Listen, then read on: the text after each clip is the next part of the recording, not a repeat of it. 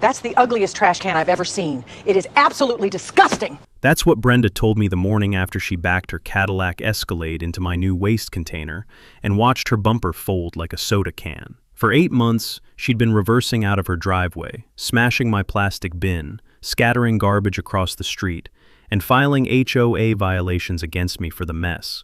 14 fines, not one apology. So I did what 31 years of mechanical engineering taught me to do. I solved the problem. I built a trash can out of 1/4-inch structural steel, welded it to a 1/2-inch base plate, and anchored it to concrete footings with 3/4-inch galvanized bolts.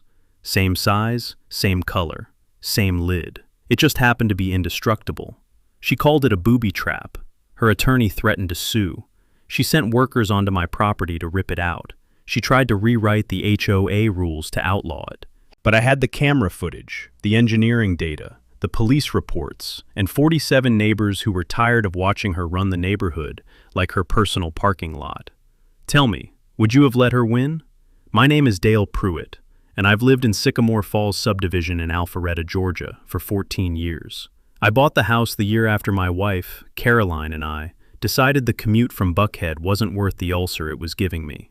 We found the place on a Saturday afternoon, a 4-bedroom colonial on a quiet cul-de-sac with a big oak in the front yard, and a porch wide enough for 2 rocking chairs and a lazy Sunday morning. Caroline fell in love with the porch before we'd even stepped inside. We put an offer in that evening. The neighborhood was pleasant, mostly families and retirees, with the kind of HOA that collected its dues and hosted an annual block party with bad barbecue and good conversation. I served on the Architectural Review Committee for 2 years, not because I was passionate about fence heights, but because Caroline said it was good to be a neighbor, not just live next to them. Caroline passed 4 years ago. Heart attack, at the grocery store, between the bread aisle and the dairy section. The paramedics said it was fast. That's a word people use when they think it helps. It doesn't. I kept the house. I kept the porch. I kept the rocking chairs, even though one of them hasn't rocked with anyone in it since the day she left.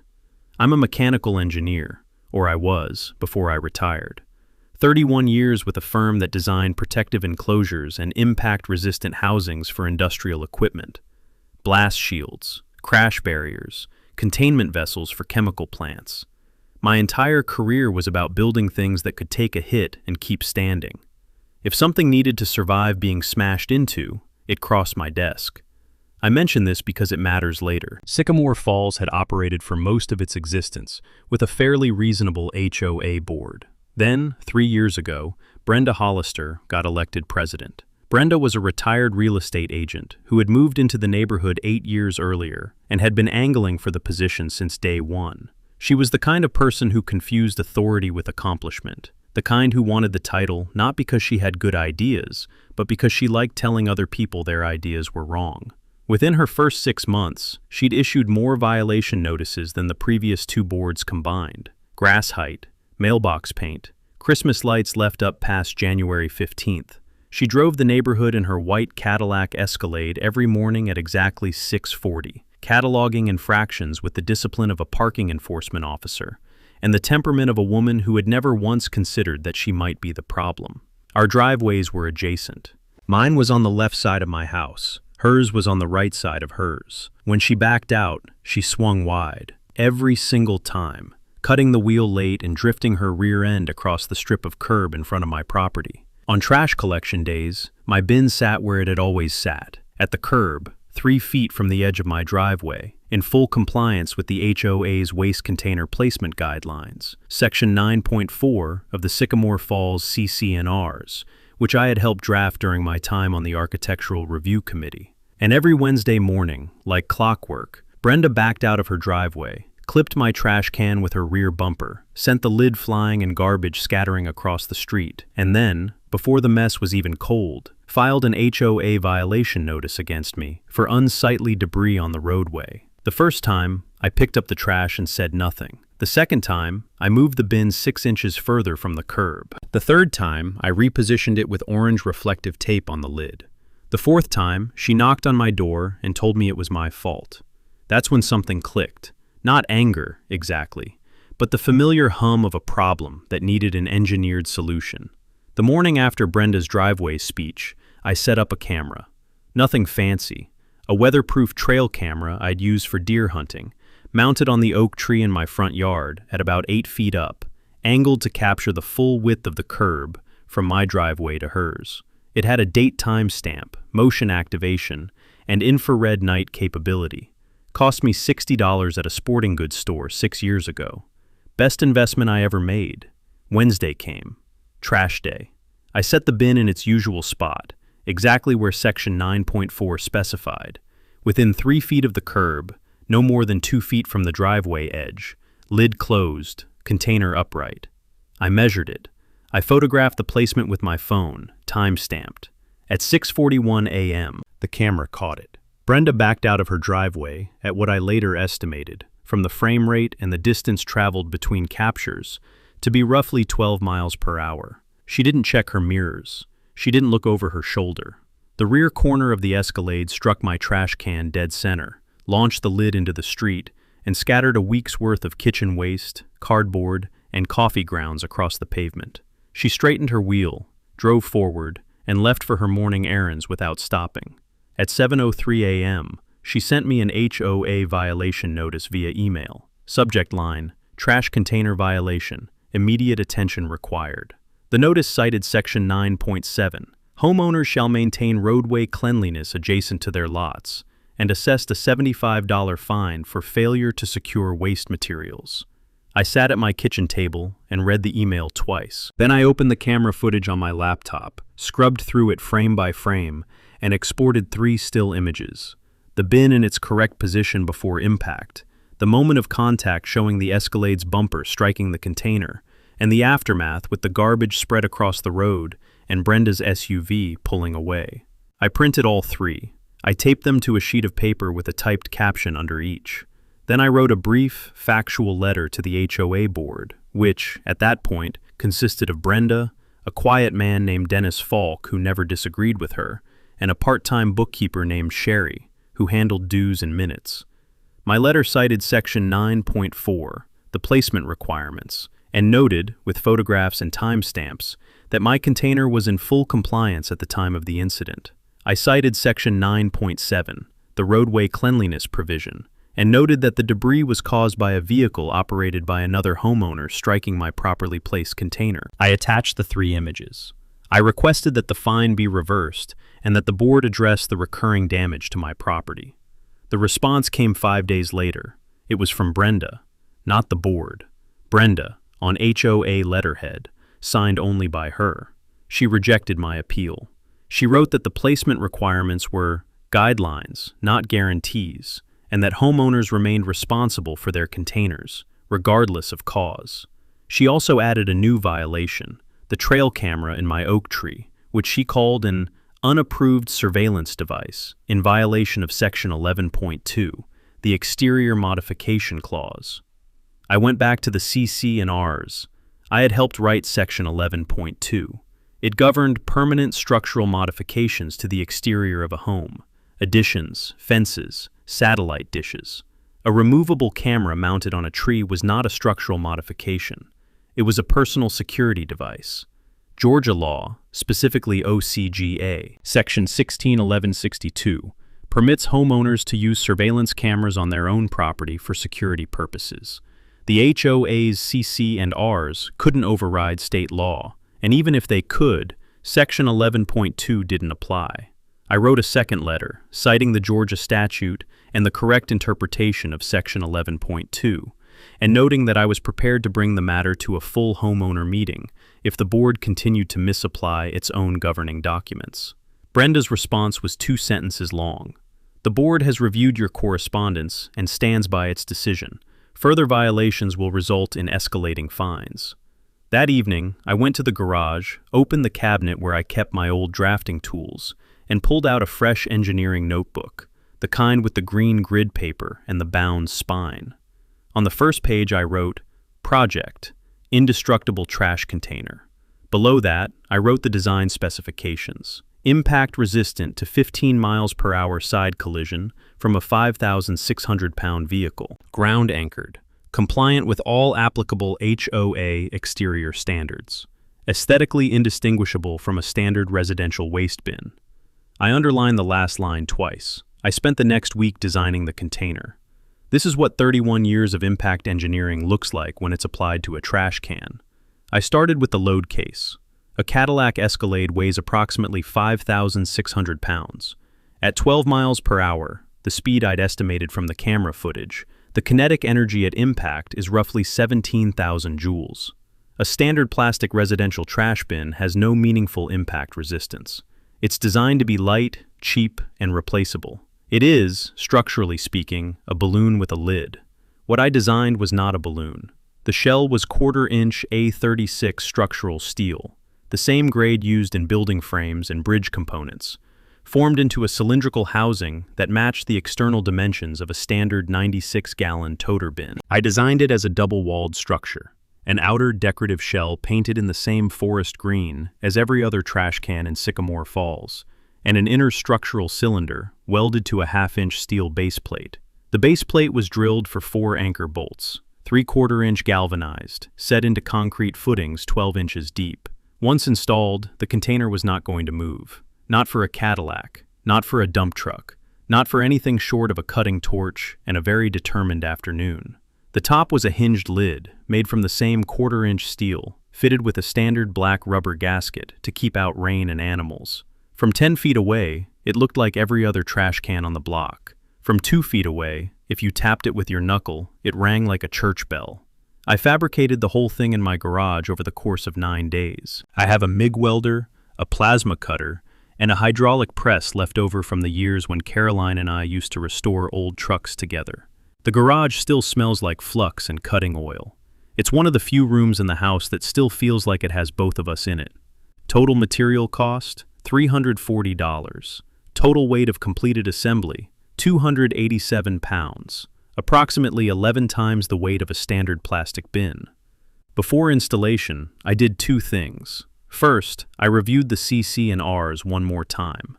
Section 9.4 required waste containers to be standard residential size, dark in color, with a hinged lid, and maintained in clean, presentable condition. My container met every requirement.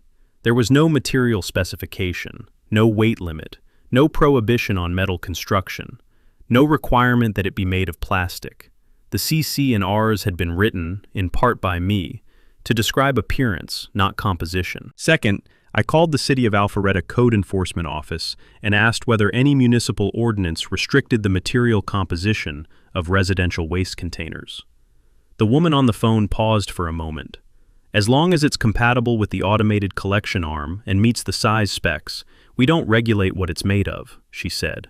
You could make it out of titanium if you wanted. I installed the container on a Sunday morning. I drilled the footing holes with a rented concrete core drill, set the anchor bolts in quick cure concrete, and torqued the base plate down with a calibrated wrench. I positioned it in exactly the same spot, 3 feet from the curb, 2 feet from the driveway edge. I photographed the final placement with a tape measure visible in the frame. Then, I reloaded the trail camera with a fresh memory card and waited. Wednesday came, trash day. At 6:42 a.m., Brenda backed out of her driveway the same way she always did, fast, wide, without looking. The rear corner of the Escalade struck the container at approximately the same angle and speed as every previous impact. The container didn't move. The Escalade's rear bumper crumpled inward. The taillight housing shattered. A piece of chrome trim clattered onto the pavement. Brenda's brake lights flared red, and the vehicle lurched to a stop in the middle of the street. She sat there for 11 seconds. The camera caught it all. Then she got out. She walked around to the back of the Escalade and stared at the damage. She looked at the trash can, which was sitting exactly where I'd placed it, unmoved, undented, lid still closed. And then she looked at her bumper, which now had a concave impression, roughly the diameter of a 96-gallon cylinder pressed into it. She stood there for a long time. Then she got back in her car and drove away. She did not file a violation notice that morning. I went outside, inspected the container, not a scratch, and went back inside for my second cup of coffee. The piece lasted exactly 48 hours.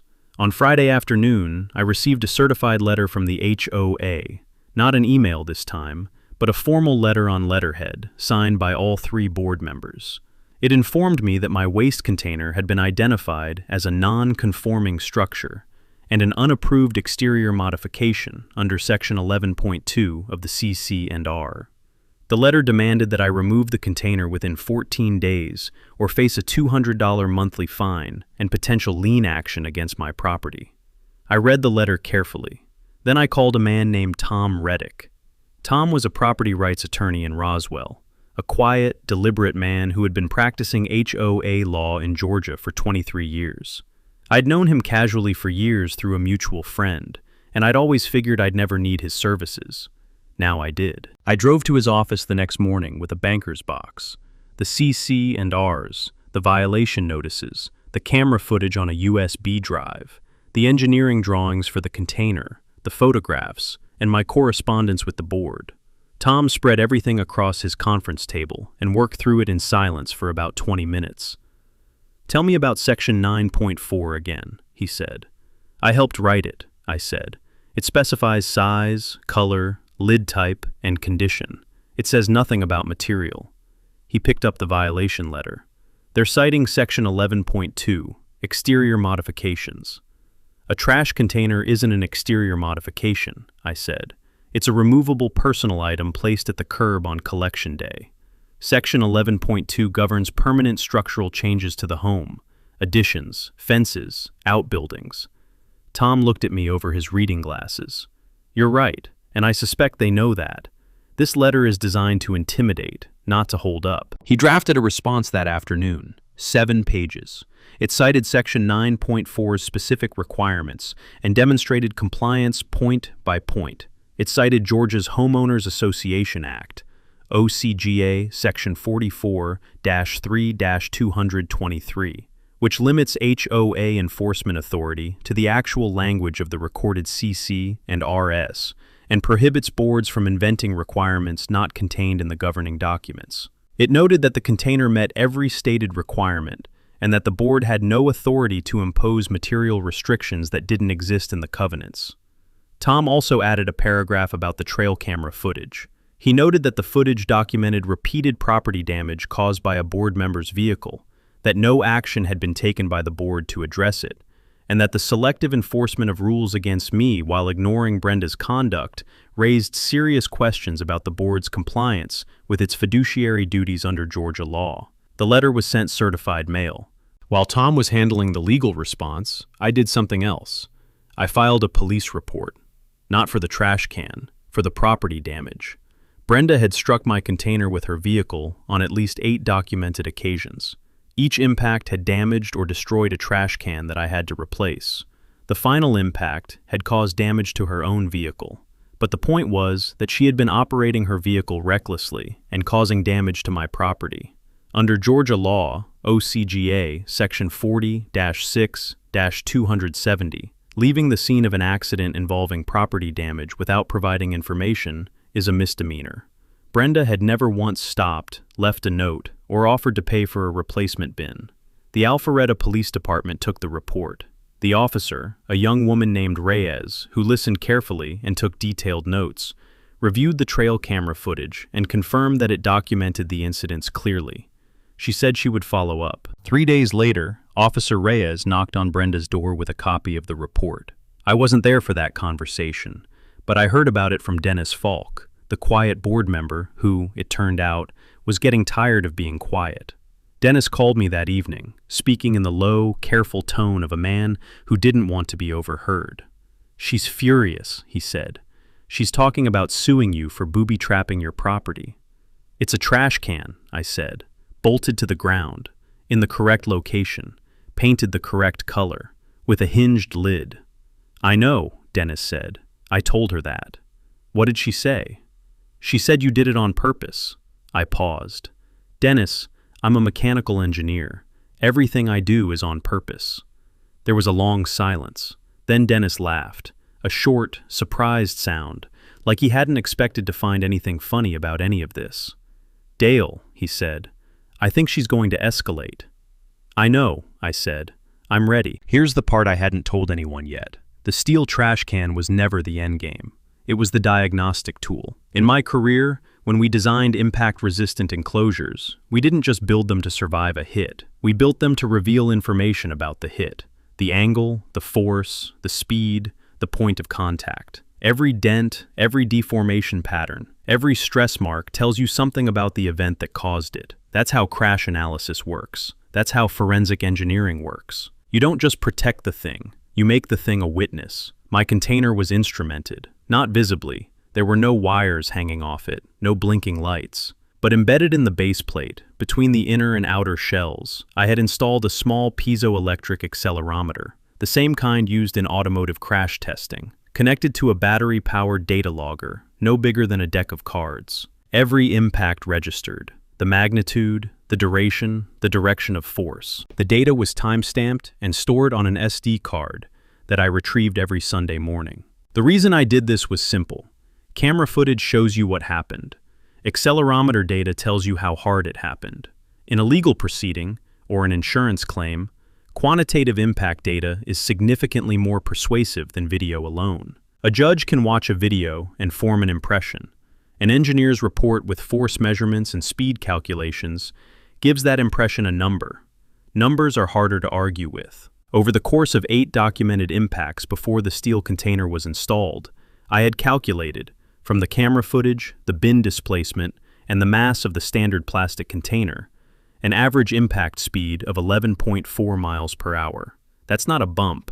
That's not a nudge. That's deliberate, careless vehicle operation in a residential area. When the Escalade struck the steel container, the accelerometer recorded a peak force of approximately 4,200 pounds, consistent with a 5,600-pound vehicle decelerating from roughly 12 miles per hour to 0 over a distance of about 3 inches.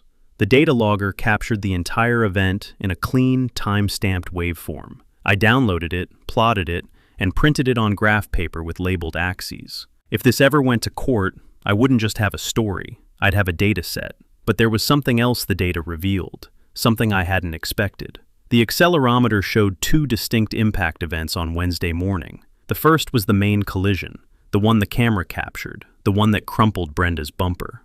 The second was smaller, about 4 seconds later, a secondary impact consistent with someone backing up and bumping the container again, lightly, as if testing whether it would move. She had hit it, stopped, then nudged it again. That second impact was small, barely 600 pounds of force, but it was deliberate. She had already seen the damage to her vehicle, already felt the jolt, and she had reversed into the container a second time. Not by accident, on purpose. I added that data point to the file. I noted the timestamp. I updated the engineering report. Then I called Tom Reddick and told him what I had. He was quiet for a moment. "You instrumented the trash can?" "I did, with a crash test accelerometer. A piezoelectric sensor, yes, battery-powered. No modifications to any city infrastructure or public right-of-way." Another pause. "Dale, I've practiced HOA law for 23 years. I have never had a client bring me accelerometer data from a trash can." "There's a first time for everything," I said. "There certainly is," he said, and then, very quietly, he started to laugh. Over the next 2 weeks, I built the case the way I'd build a structural test report, layer by layer, with every claim supported by data, every assertion backed by documentation, and nothing left to guesswork. The first step was the engineering report. I drafted a formal impact analysis, the kind I'd written hundreds of times during my career, documenting every recorded incident. Each event had a date, a time, a camera still, and a calculated impact force. For the incidents before the steel container, I used the bin displacement and estimated the forces from the mass and deceleration. For the final incident, I had the accelerometer data. I plotted the force time curve, calculated the impulse, and estimated the vehicle speed at impact.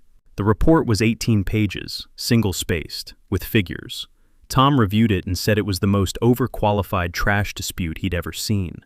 He meant it as a compliment. Second, I filed a formal written complaint with the HOA's management company, a firm called Peachtree Community Services, requesting a full accounting of violation notices issued to my address over the past 12 months.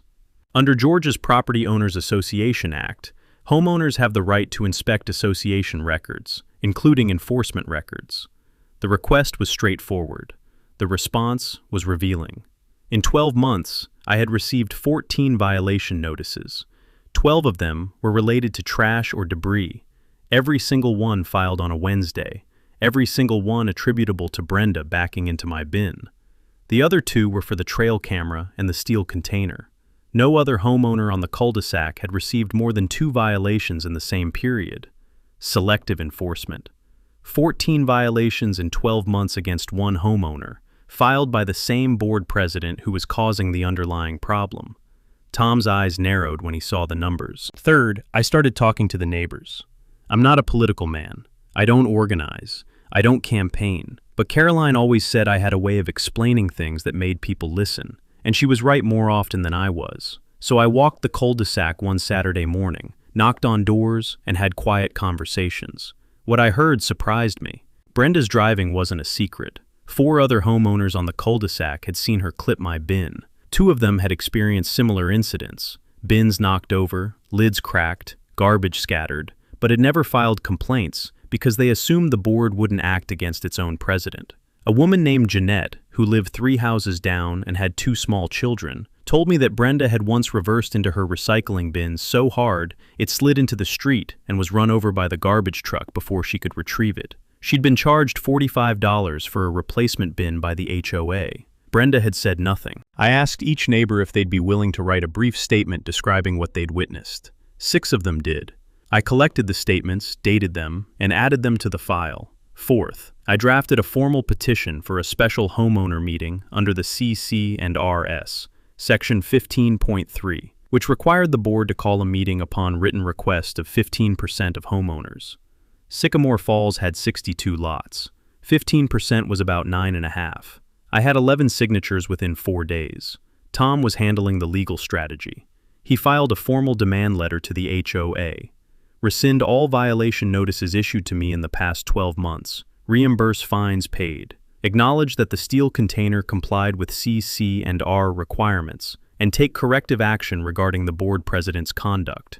The letter included the engineering report, the police report, the camera footage log, the selective enforcement data, and 6 neighbor statements. It also included, at Tom's suggestion, a formal notice under OCGA Section 51-1214, Georgia's bad faith penalty statute, putting the HOA on notice that if the matter proceeded to litigation and the board's conduct was found to be willful or in bad faith, we would seek punitive damages and attorney's fees.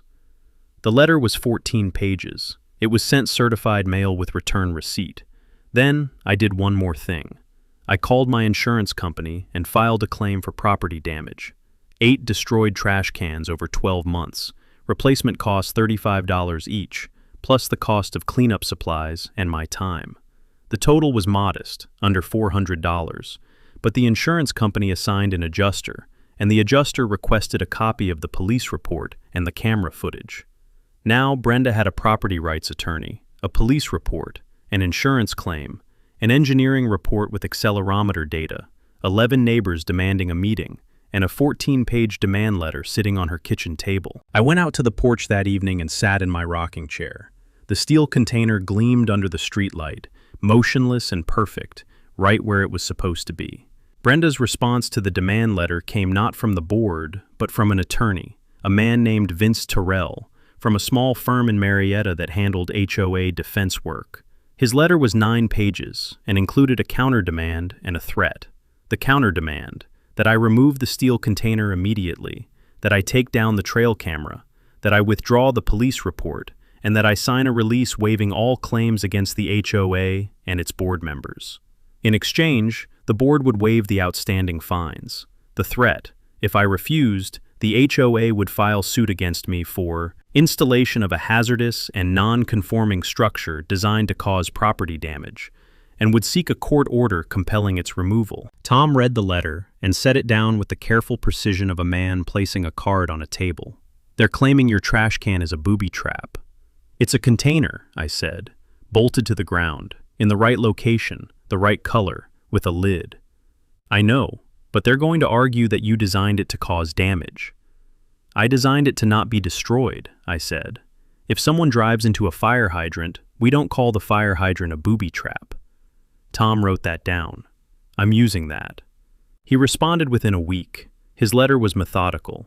Under Georgia law, a property owner is not liable for damage sustained by a trespasser or negligent actor who strikes a lawfully placed object on the owner's property. The trash can was not concealed, not camouflaged, not designed to injure. It was visible, stationary, properly located, and compliant with every specification in the CC and RS. The only reason it caused damage was because someone drove into it, repeatedly, recklessly, and without consequence. Tom also noted that the HOA's threat to sue constituted potential abuse of process, using the legal system to harass a homeowner exercising his rights, and that Georgia's anti-SLAPP statute, OCGA Section 91111.1, provided remedies for exactly this kind of retaliatory litigation. While the attorneys traded letters, Brenda escalated on the ground. The first thing she did was call the city. She filed a complaint with the Alpharetta Code Enforcement Office, alleging that my container was an unauthorized fixed structure that violated the city's right-of-way setback requirements. A code enforcement officer came out the following Tuesday, a man named Kendricks, who measured the container's distance from the curb, checked the city's utility easement map, and confirmed that the container was entirely on my property, outside the right-of-way, and in compliance with all municipal regulations. He also noted, in his report, which I obtained through a public records request, that the container appeared to be a residential waste receptacle of non-standard construction, and that no city ordinance regulated the material composition of privately owned waste containers.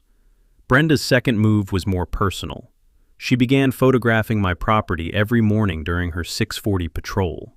The front yard, the driveway, the trash can, the camera. She posted the photos in the neighborhood Facebook group with captions like, "Some people think rules don't apply to them," and "Is this what community looks like to you?" She never used my name, but on a cul-de-sac of 12 houses, subtlety was beside the point. I screenshotted everything: dates, times, captions, comments. The posts were public. Under Georgia law, social media posts are discoverable in civil litigation and can be evidence of harassment or bad faith. Then she did something that crossed a line I hadn't expected. She hired a landscaping crew, without notifying me, without board authorization, to dig up the anchor bolts securing my container. I came home from the hardware store on a Saturday morning and found two men with a jackhammer standing on my property, working on the concrete footings.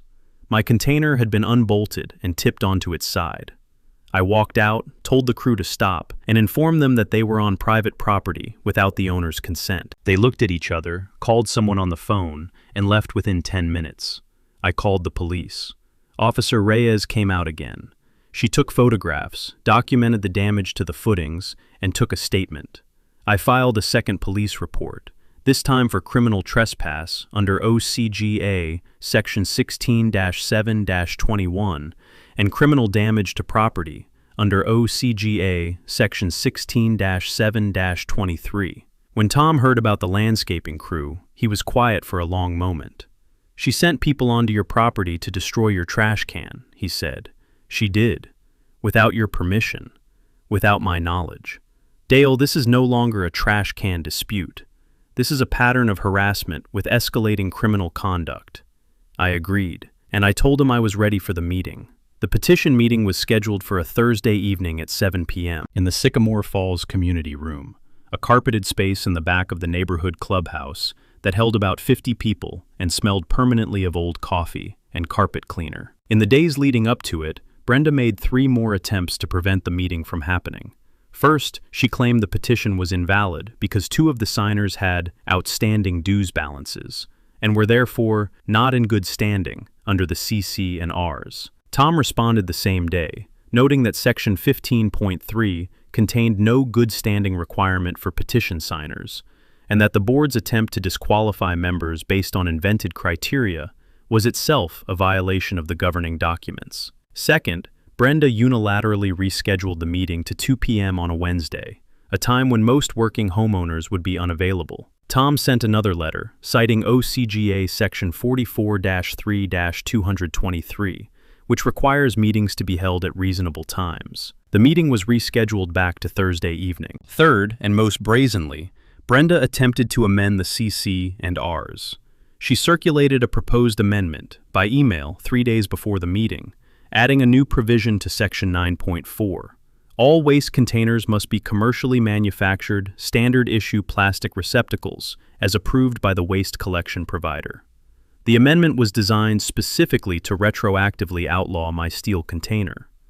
Under the CC and Rs, amendments required a 2/3 vote of all homeowners. Brenda had not scheduled a vote. She simply declared the amendment under board review and implied it was already in effect. Tom sent a third letter, shorter this time, 3 pages, explaining that proposed amendments had no legal force until formally adopted through the required voting process, and that the board's misrepresentation of an unapproved proposal as enforceable policy was a breach of fiduciary duty.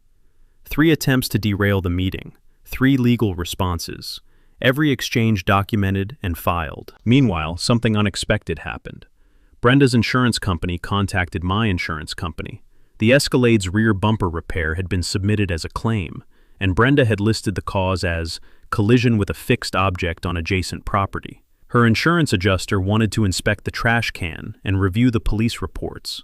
My insurance adjuster had already reviewed the camera footage. When the 2 adjusters compared notes, the picture was clear. Brenda had been driving into my property repeatedly. Her vehicle had sustained damage from her own negligent operation, and she was now trying to recover the cost from my homeowner's policy. My insurer denied Brenda's subrogation claim within a week. The denial letter stated, with admirable brevity, that the insured object was lawfully placed on private property, and that the damage was caused by the claimant's own negligent operation of a motor vehicle. Tom added the insurance correspondence to the file. The night before the meeting, I sat down and prepared my materials the way I'd prepare for a client presentation at the firm. Clear, organized, visual. I had a printed timeline of every incident, with dates, camera stills, and force calculations. I had the code enforcement reports. I had the police reports. I had the insurance correspondence. I had the neighbor statements. I had the selective enforcement data. 14 violations in 12 months, all tied to incidents caused by the same person filing the complaints. I printed 30 copies of a 2-page summary and stacked them neatly in a cardboard box. Jeanette, the neighbor with 2 kids, called me that evening. "Dale, are you nervous?" "No," I said. "I'm an engineer. I've spent 40 years presenting data to rooms full of people who don't want to hear it. This is the same thing. What if she loses it?" "That's fine too," I said. "Losing it in front of 50 witnesses is the best thing she could do for my case." Jeanette laughed. Caroline would have loved this. I was quiet for a moment. "Yes," I said. "She really would have." I went out to the porch. The streetlight caught the steel container at the curb, solid, still, reflecting the amber glow like a sentinel. I thought about all the mornings I'd spent picking up scattered garbage in the dark, all the fines I'd paid for messes I didn't make, all the times I'd chosen to be quiet because it was easier than fighting. Caroline had never been the type to stay quiet. She would have been out there with a megaphone and a petition on day 1. I was slower, but I got there. I went to bed and slept the way I always sleep before a presentation, deeply and without worry, because I knew my numbers were right. The Sycamore Falls community room had never been this full. 47 homeowners. Out of 62 lots, 47 people showed up on a Thursday evening. Some with spouses, some with folding chairs they'd brought from home because the room only had seating for 30. Jeanette was in the second row. Clifford, the retired postal worker from the end of the cul-de-sac, was standing near the back wall with his arms crossed and a look of calm expectation. Dennis Falk, the board member who had quietly begun distancing himself from Brenda, was seated at the front table, looking deeply uncomfortable. Brenda was at the center of the table, in a navy blazer with gold buttons. Vince Terrell was beside her. She had a legal pad, a printed agenda, and the particular rigidity of a person who has decided that authority is a matter of posture. Tom was at my table, to the left of the room, with the full case file organized in a binder with color-coded tabs. I had the box of summary packets by the door. People picked them up on the way in. By the time the meeting started, nearly every person in the room was reading one. Brenda called the meeting to order. She tried to begin with a prepared statement about the importance of community cohesion and the board's commitment to fair governance. She was about 90 seconds in when Tom raised his hand. "Mrs. Hollister, with respect, this meeting was called by petition under Section 15.3 for a specific purpose. to address the board's enforcement conduct and the matter of the waste container dispute. Under the CC and RS, the petitioners set the agenda for a petition meeting, not the board. Brenda's voice tightened. This is still a board-run meeting, Mr. Reddick. Under Georgia law and your own governing documents, a petition meeting's agenda belongs to the petitioners. I have the statute in the C, C, and R section here if you'd like copies. She looked at Terrell. He leaned over and whispered. She nodded, barely. I stood up. I spoke for 12 minutes. No shouting. No accusations. Just the timeline, the facts, and the documents. I walked through each incident. The first knocked-over bin, the camera footage, the violation notices filed against me for messes caused by Brenda's driving. I showed the selective enforcement numbers. 14 violations against me in 12 months, with no violations issued to any other homeowner for the same conduct. I presented the code enforcement report, confirming my container's compliance. I presented the police reports. I presented the insurance denial. Then I held up the engineering report. This is a formal impact analysis, I said. It documents every collision, the force of each impact, and the speed at which the vehicle was traveling. The data was collected using a piezoelectric accelerometer, the same technology used in automotive crash testing. The container that Mrs. Hollister has called a hazardous structure is a waste receptacle. It is the correct size, the correct color, in the correct location, with a hinged lid. The only thing unusual about it is that it doesn't break when someone drives into it. The room was very quiet. Mrs. Hollister drove into my trash can 8 times, I said. She filed a violation against me each time for the mess her vehicle created. She then attempted to fine me for the camera that documented her actions, fine me for the container that survived her actions, send a crew onto my private property to destroy the container, and block this meeting from taking place. I set the report down. That's not governance, that's retaliation. Jeanette stood up. She told her story. The recycling bin, the $45 charge, the silence. 2 other neighbors followed. Each account was brief, specific, and damning in its quietness. Miss Falk looked at the table, then looked at the room, and said, in the clearest voice I'd ever heard from him, I'd like to make a motion to vote on the removal of Brenda Hollister as board president, effective immediately. Brenda's face went white. You can't do that, she said. Tom stood. Under Section 15.6 of the CC and RS, a majority vote of homeowners present at a properly called meeting can remove a board officer. This meeting was properly called. There are 47 homeowners present. You need a simple majority. The vote was 39-6, with 2 abstentions. Brenda was removed. She stood, collected her legal pad and her blazer, and walked out without a word. Terrell followed, carrying his briefcase with the precise haste of a man calculating his billable hours and deciding they weren't worth it. The room broke into applause, not the roaring kind, but the steady, relieved kind. The sound of people who had been waiting for permission to exhale. Mrs. nodded once. Brenda sold her house 6 weeks later. She listed it on a Tuesday, had a showing by Thursday, and was under contract by the following Monday. The real estate agent, who, by local rumor, was a former colleague of Brenda's from her agency days, priced it aggressively. Brenda apparently wanted out fast. She moved to a townhouse community in Kennesaw. I heard later that the new community had no HOA. I imagine the irony was lost on her. The civil suit settled before it reached trial. Tom negotiated a consent agreement. All 14 violation notices were rescinded, all fines refunded with interest, and the HOA agreed to pay my legal fees and a modest damages award for the trespass and property destruction. The total was enough to cover Tom's bill and leave me with a few $100s, which I spent on a new set of koi for the pond that Caroline and I had built in the backyard 20 years ago. The police reports were referred to the Alpharetta Municipal Court. Brenda was charged with 2 misdemeanor counts, leaving the scene of an accident and criminal trespass. She pleaded no contest to both and was sentenced to community service and restitution for the damaged footings. The amount was small, the record was not.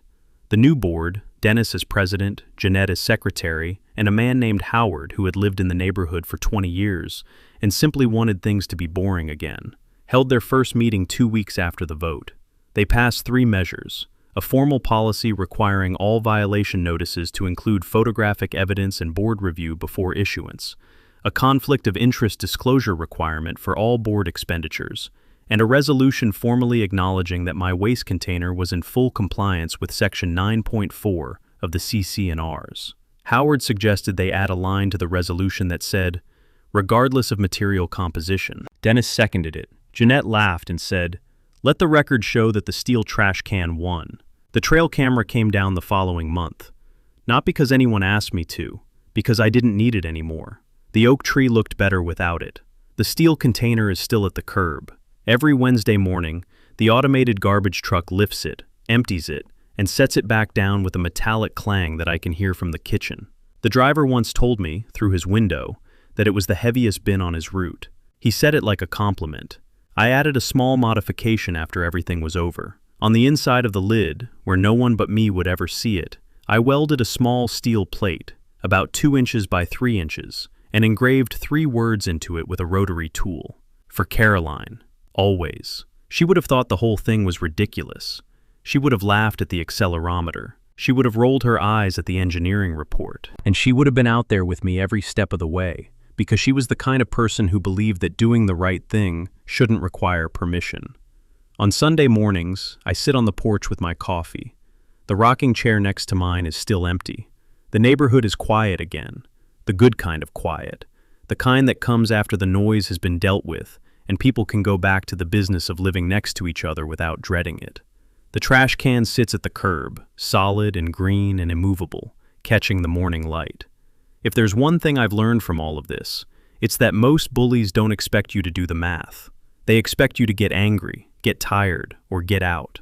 They don't expect you to sit down with a calculator and a welding torch and build something they can't break. I'm an engineer. Building things that can't be broken is what I do. And if you're dealing with someone who thinks they can push you around because you're quiet, remember, quiet isn't the same as powerless. Sometimes, quiet is the sound a man makes when he's already 3 steps ahead. I was 3 steps ahead.